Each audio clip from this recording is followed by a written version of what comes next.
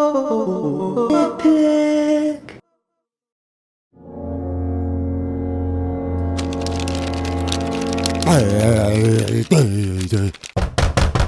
Who'll be knocking on my door at this hour?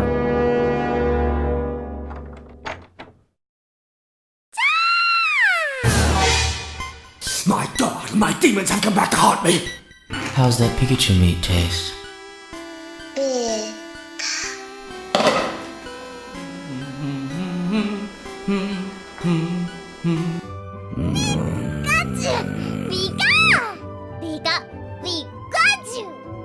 So, what's this? Generation 1? Again? Were you just completely out of ideas, or? Guys are literally dead. Pokemon Yellow is back! Again, with Let's Go Pikachu and Eevee. What's up, dude? Oh, here we go. Nitpick trash in another game. Nope. I love this game.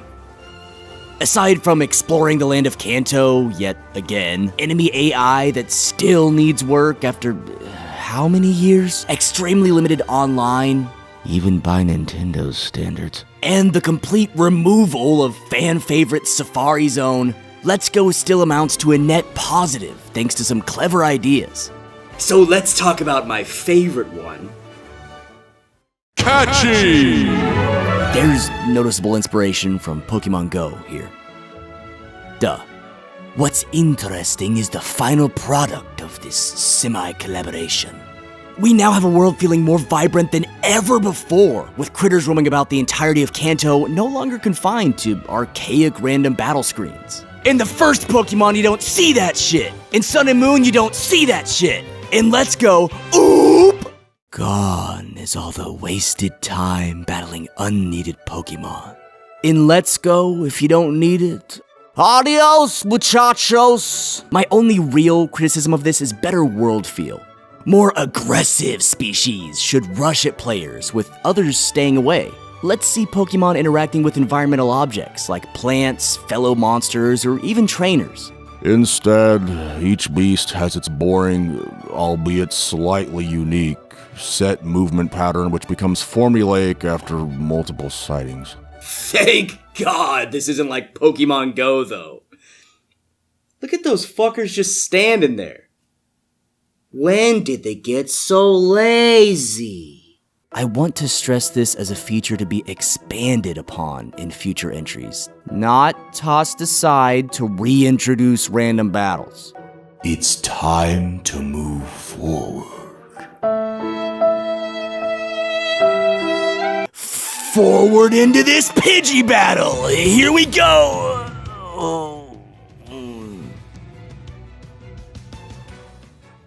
What the hell is this? In the ballsiest move yet, Game Freak completely removed wild battles in favor of a knockoff capture mechanic from Pokemon Go. And you know what? I'm not even mad. You have to remember, Pokemon's been using the same capturing mechanics for the last 20 years. Capture challenge in older titles stemmed from whittling down the opposing side and attempting to stay alive while continuously chucking balls. Challenge in Let's Go focuses instead on the actual capture itself, and nothing else. Pokemon move around and bat balls away in hopes of evading trainers. Man, I wonder why this game got mixed reception. Why weren't these new capture mechanics implemented as an extra step? So trainers not only had to weaken their prey through combat, but throw the ball themselves, instead of simply selecting it from a menu. My only guess is familiarity. Let's Go's purpose is to absorb a nice chunk of Pokemon Go's fanbase for future mainline entries. What better way than a healthy mix of both titles? This new catching system incorporates an additional phase into the 20-year Pokemon gameplay loop. So what was once a continual cycle of combat exploration becomes capturing combat exploration. More variety's never a bad thing. That is, unless... Ass-tastic motion control! Our journey begins on Route 1 with Pidgey, Rattata, and Oddish. Or Bellsprout for all you Eevee sluts. These three, along with Pokemon found in Viridian Forest, ease players into Go's motion control gimmick. Oh boy, here he goes. Players are only taught how to throw straight, so when rarer Pokemon that don't hold still walk into the party, what the hell do I do, Ted? My crush showed up! No, seriously, what do I do? Yes, Game Freak, I already know how to throw straight. Can I reposition myself with the joystick? No? Must be some way. There is! You gotta start up here and bring her down to the side. Even then, these are misinterpreted around 1/4 the time, so use at your own risk. Additionally, simple straight throwing will hiccup at random intervals. This is too bad, as the motion of tossing a Pokeball yourself feels really good when it works. Let's Go would tell a different tale if there were options for players outside of— well, there's not! Better pick up that console and use the gyroscope mode. That's right, in portable play, users can't physically throw balls, so a gyroscope workaround was implemented.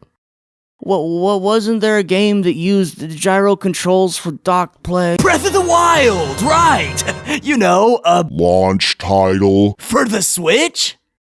2-player mode.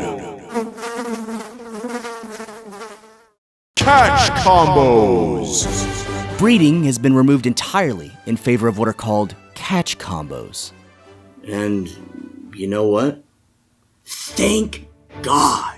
You serious breeders out there cannot tell me riding back and forth with a Heat Body Talonflame was such a good time. Get out of here with that.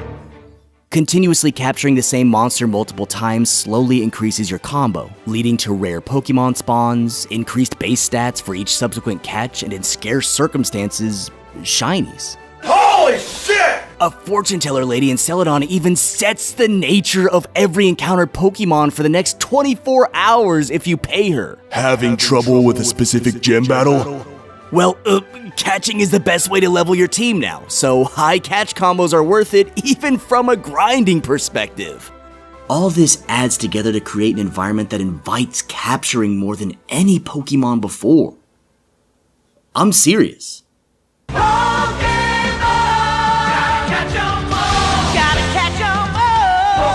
Remember this?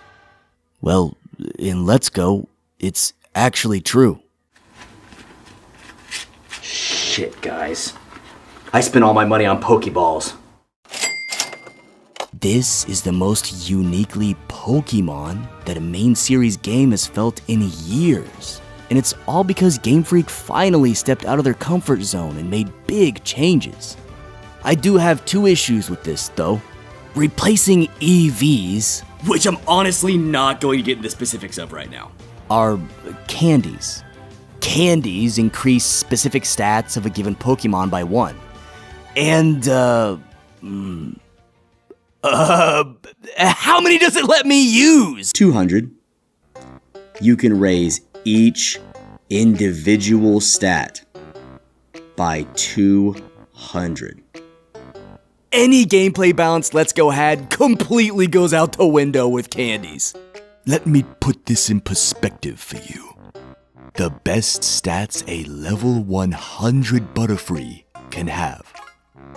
Adding candies into this almost doubles Butterfree's power in all areas. How do you even balance a freaking game around that? The answer is, you can't. I don't recommend the use of candies except on weaker Pokemon that need them, and even then as a last resort. Candies take almost all challenge out of battling, and for some reason, the AI is still incompetent.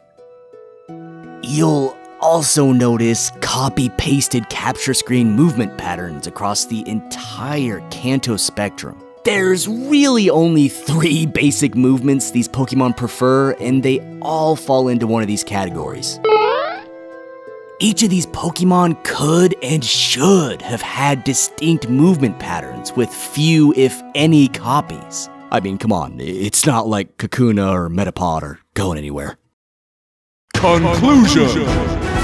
While not perfect by any means, creating an accessible bridge for Pokemon Goers to cross over into deeper water is fantastic. Stripping all held items and abilities also helps to create a most likely unbalanced new meta for seasoned players to experiment with until next gen comes knocking. And the music is so good. Way better than I expected. If you have a Pokemon Go account and especially love Generation 1, you need this game. There's no ifs, ands, or buts. Get it. Nitpick out.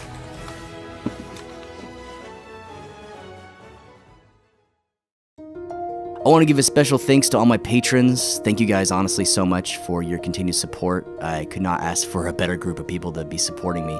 I want to know what you guys thought of Pokemon. This new Pokemon. Or I mean, you can talk about the old Pokemons too. You can talk about like comparisons of the old ones to this new one. But I really would like to know what you guys think about it. I really enjoyed it. And I think the biggest thing is I didn't think I was gonna enjoy it that much, and that's probably what made me enjoy it more. Like, I didn't have that hype built up for me. I was just like, I'm gonna buy this game, and if I like it, I like it. But let me know what you guys thought about it in the comment section below, and oh yeah, the 2-player sucks ass.